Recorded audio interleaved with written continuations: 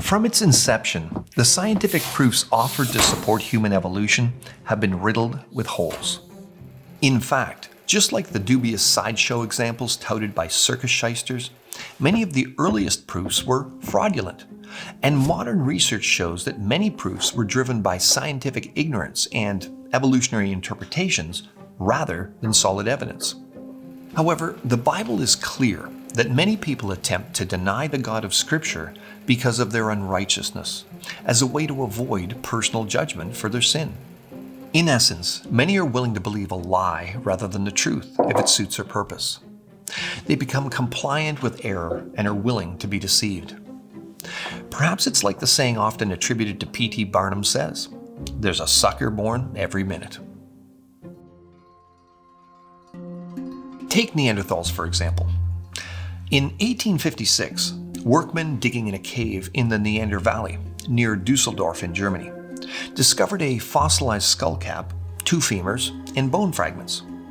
Examined by one Professor Schaffhausen, a professional anatomist, he concluded that they were fully human. However, 4 years later, after the release of Darwin's On the Origin of Species, the search for fossils of imagined ape-like ancestors of man increased with much vigor amongst naturalists. And lo and behold, Irish geologist William King decided to re-examine the fossil skull of Neanderthal man and see what he thought. His conclusion? Like other Darwinians of the day, he argued, against the professional opinion of an expert anatomist, that Neanderthal man was an ape-like creature. And so positive was he that he actually declared, "The thoughts and desires which once dwelt within it never soared beyond those of the brute." Such clairvoyant ability as to somehow perceive the fossilized thoughts emanating from a collection of bones demonstrates his obvious evolutionary bias. And this wild speculation wasn't simply against the opinion of one lone expert from across the aisle of human origin ideology. It flew in the face of no other than the great anatomist Rudolf Virchow, one of the most prominent physicians of the 19th century, who also argued that Neanderthals were fully human in every respect, with any abnormalities being the result of their suffering from rickets or arthritis. However, depictions of Neanderthals as stooped-over ape men began to proliferate evolutionary literature, and such representations were mimicked in the circuses and carnival freak shows of the day. The evolutionary mindset took hold of all sectors of society, becoming the evolutionary memes of their day. For example, in 1929, life-sized statues of bestial Neanderthals greeted visitors viewing Chicago's Field Museum of Natural History, and were only replaced relatively recently.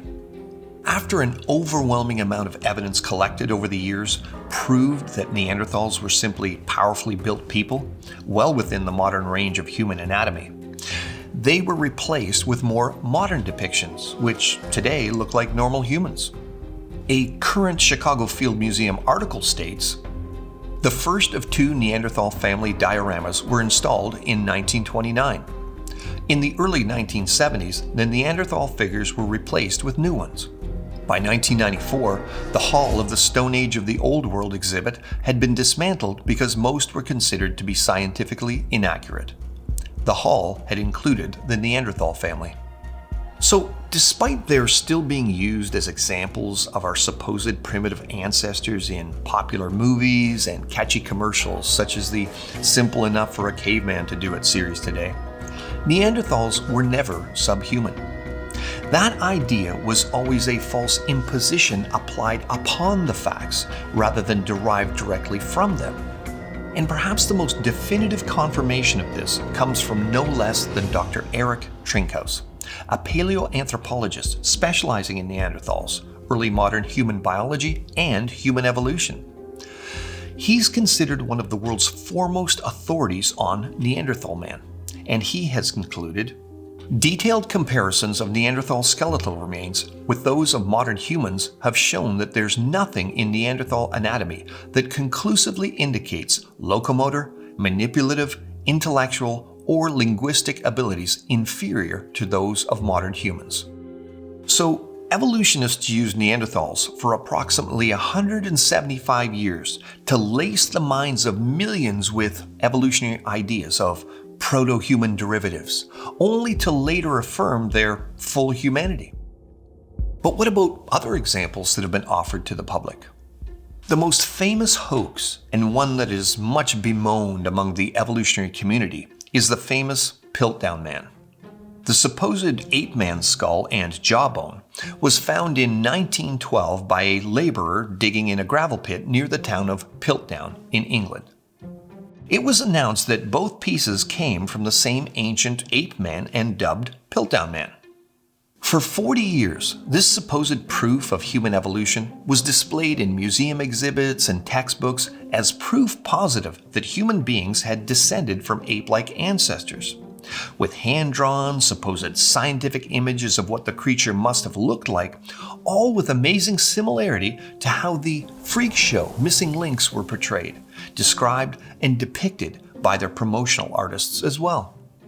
Only after 4 decades was the evidence re-examined and revealed as a fraud. And it wasn't even a good fraud, as one could easily see how the teeth from the jawbone had been filed down to make them look more human, and the bones had been chemically treated to make them look very old. It was simply a combination of an old human skull and a modern ape jawbone stuck together. We raise this example today not simply to rub it in that one evidence for evolution has been disproven, but to point out that the acceptance and promotion of such evidence by professionals for over 40 years can only be attributed to one of two things: pathetic scientific acumen displayed by the evolutionary scientists of the day, or an agenda that made people willing to overlook the obvious fraud to accomplish its ideologic goals. For hundreds of people involved in producing museum-grade copies of the exhibit, distributing them to various museums around the world, and producing numerous textbook diagrams and descriptions based on the evidence, all not to detect the fraud, seems highly suspicious or perhaps negligent at best. Now, just 5 years later, a Nebraskan rancher found what he thought was a special kind of tooth on his farm. And an evolutionist paleontologist friend of his was excited at the prospect that it might be from an ape man. Once again, an artist with a healthy helping of evolutionary imagination produced a portrait of Nebraska Man, a hairy ape man, along with his ape woman wife, complete with an ape woman bob cut, apparently to make her appear feminine but not too feminine. Several years later, scientists confirmed that the tooth had come from a type of pig. The whole fiasco had nothing to do with apes or people. It had everything to do with evolutionary presuppositions that drove false conclusions, all based on laughably flimsy evidence. Much as how the carnivals cycled through the unfortunate ape-men performers of the past, a whole slew of proposed human ancestors have come and gone over the years as a carousel of caveman candidates have been proposed, debunked, reassigned, or removed from the forefront of human evolutionary thought. Cro-Magnon, Peking Man, Java Man, Ramapithecus, all of these were once shouted from the proverbial rooftops in both popular news articles and serious scientific publications as proof of evolution, only to later lose favor among the more progressive evolutionary community.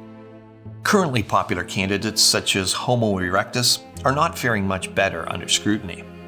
Although smaller than the average human is today, the brain size is within the range of modern people, and studies of the middle ear have shown that Homo erectus walk just as we do. There's nothing about their skeletons that fall outside of the normal human range, and their remains have been found in the same strata near ordinary Homo sapiens, clear evidence that they lived together.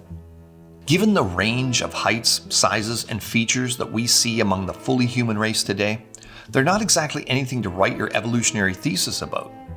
However, there's still one very popular contender often discussed, the famous fossil find called Lucy.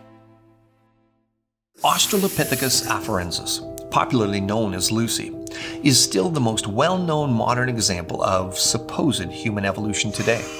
She was once much touted as our supposed ancestor, and uniquely named because of the Beatles song, Lucy in the Sky with Diamonds. It was playing when she was assembled by the team that found her in Ethiopia. However, her star has faded. For example, one of the main reasons evolutionists suggest that Lucy walked on 2 feet instead of all 4s like the ape she resembles is that she was found near a set of fossilized human-looking footprints in a rock layer that they believed had formed at the time Lucy lived, but dated as older than human existence.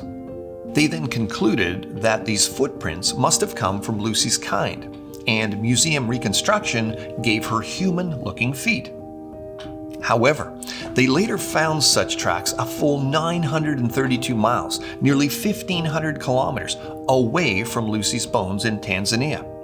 A far better explanation is that their evolutionary assumptions are just wrong, and that they're simply a set of human footprints that have nothing to do with the cobbled-together group of bones called Lucy, that aren't necessarily even collected from the same creature. You see, many laypersons likely imagine that specimens like Lucy were found in a heap and carefully retrieved as a somewhat articulated skeleton that clearly shows these ape-like hominids in similar form to how their reconstructions are shown in books and museum replicas. However, her skeleton is only 40% complete. A 2015 New Scientist article reported, "A careful look at the ancient hominin skeleton suggests that one bone may actually belong to a baboon." Now, statues portraying Lucy in museums to this day display her walking upright with human-like hands and feet. However, when Lucy was found, she didn't have hands, just 3 left hand bones that were incomplete and not human-like, or feet whatsoever. These depictions were assumed based off of the footprints found 1,500 kilometers away, with no other physical evidence whatsoever. And scientists have since found other, more complete skeletons of such Australopithecines, which do include hand and feet bones. And from them, we can make a safe guess that Lucy's hands had long, curved fingers, suited for climbing in trees, and that Lucy's feet had opposable toes seen in the hand-like feet of apes that could easily grab and climb. She didn't have human-like feet. Detailed studies of the inner ears, skulls, and bones suggest that Lucy and her like were not in fact transitioning to human anytime soon. They may have walked more upright than most apes, but not like humans. Once all of the evolutionary ideologies and interpretations are stripped away, Australopithecus afarensis is very similar to a pygmy chimpanzee. A key to understanding all of this can be found in one of the more famous attractions of the Pickard's Museum, Trongate, circa 1908, in the character that was known as Solomon the Man-Monkey. In a reversal of the typical missing link sideshow attractions, Solomon was an actual chimpanzee, dressed up in men's Victorian finery and allowed to wander around. People were amused at the absurdity of seeing an ape aping a man, and he too was touted as Darwin's missing link. In essence, these examples demonstrate both ends of the spectrum of man's attempts to provide evidence for human evolution. Naturalists have looked for the most human-looking ape fossils they can find, or conversely, the most ape-like human fossils possible. However, as Kipling said, "Oh, east is east and west is west, and never the twain shall meet." The fact is that Darwin's missing links are still missing because they never existed. Men were specially created in the image of God. Sadly, belief in deceptive evolutionary ideas have led many people to conclude that the God of the Bible doesn't exist, much to the detriment of mankind.